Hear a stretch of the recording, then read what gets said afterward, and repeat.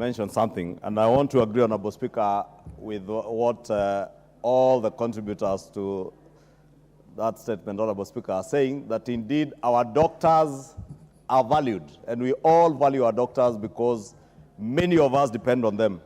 But Honorable Speaker, it should not be lost to us that a decade ago, this country was only able to produce an average of 300 doctors from our 2 public universities that were churning out medical graduates.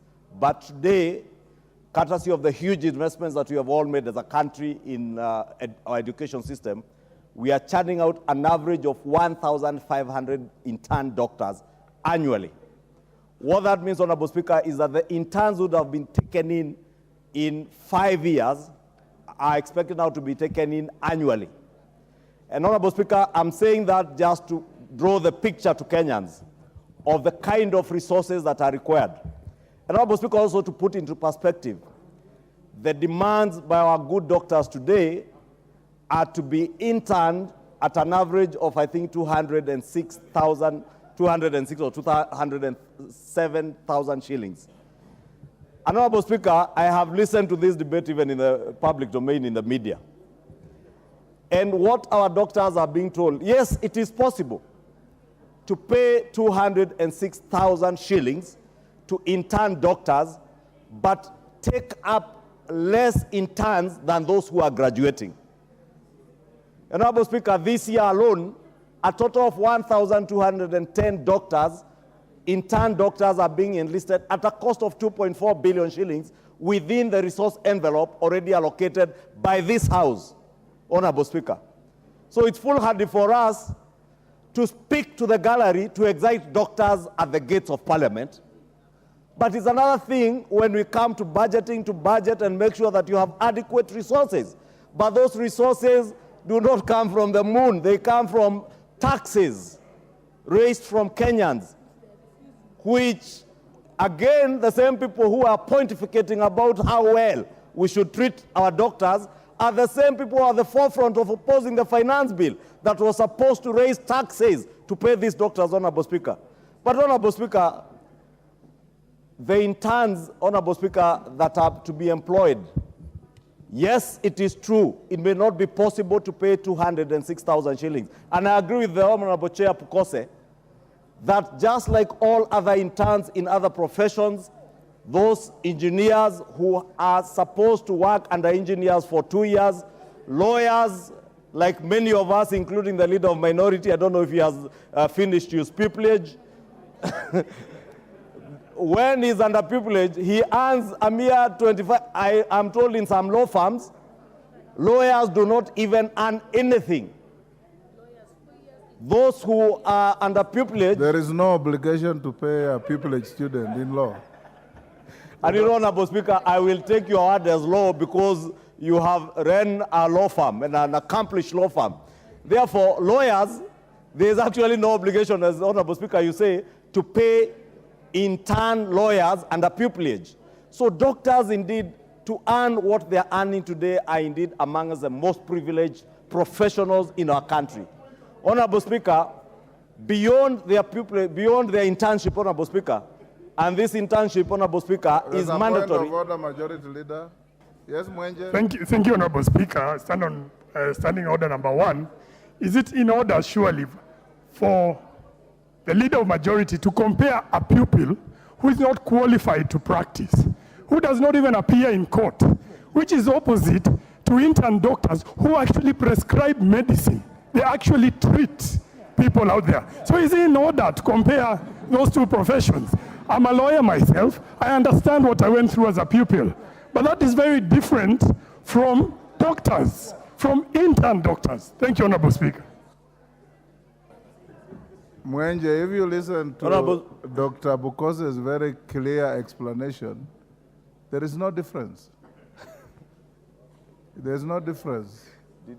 When I was a master to the Honorable Soipan, the Honorable Kindiki, and many others, they actually were obligated to show gratitude, and that is all.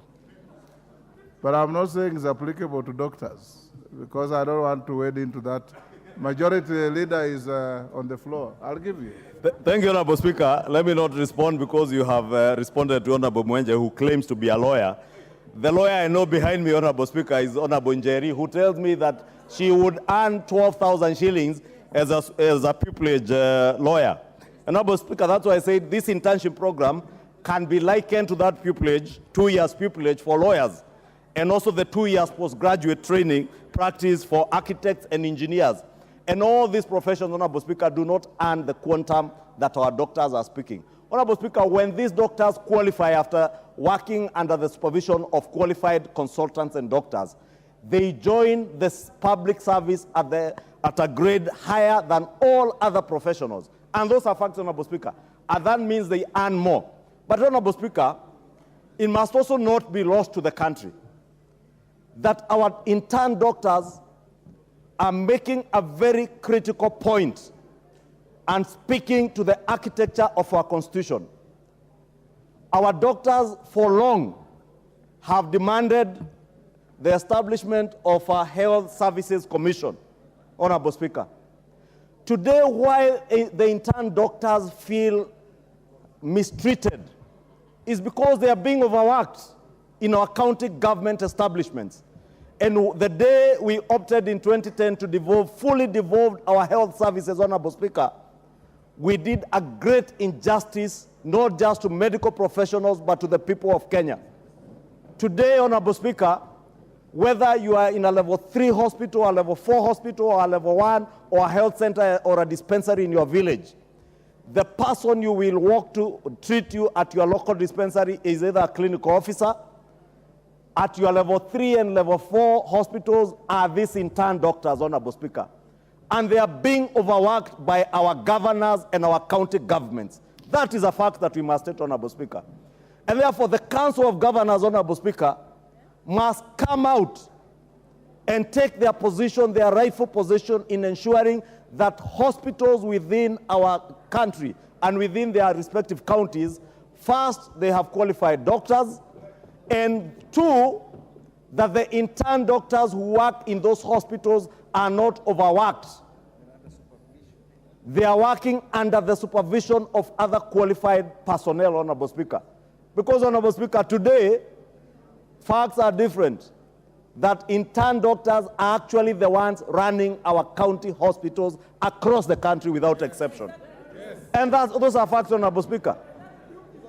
They are carrying out surgeries, Honorable Speaker, without the supervision of qualified personnel. And therefore, these are issues, Honorable Speaker, that must not be left at the altar of the national government, but our Council of Governors and county governments must also take their rightful position, Honorable Speaker, because now this thing has been made to look like it is a question of the national government to deal with alone. Why it has become such a problem is because our healthcare is decaying and rotting under the hands of our county governments. Yes. If you read all our audit reports, all the Auditor General's reports, Honorable Speaker, including those from my own county in Kiambu, billions of shillings are being lost and pilfered by governors who have no regard to either the medical professionals or indeed any other professionals working in our county governments. But, Honorable Speaker, because healthcare is a matter so dear to all of us, Honorable Speaker, I would beg and I would call on the striking doctors, whether it's medical interns, whether it is the clinical officers, whether it is the lab technicians, give dialogue a chance. And I say this because, Honorable Speaker, having co-chaired the National Dialogue Committee, I am now an experienced chair in matters dialogue. And I can tell them dialogue does work. But dialogue will not work from the streets. Dialogue will work from your boardrooms at the Ministry of Health, yes, not at the gates of Parliament. Stop blocking parliamentarians from coming to speak on your behalf. We are here to speak on your behalf. They shouldn't block the Honorable Njeri or the Honorable Marianne Keitany from accessing the gates of Parliament. Or indeed the Leader of Minority who was coming, or he joined them to address them. Honorable Speaker, we should, let me say we empathize with them, but we also want to appeal to our medical professionals that as we deal with the challenges that are there in our country, they are part and parcel of our nation.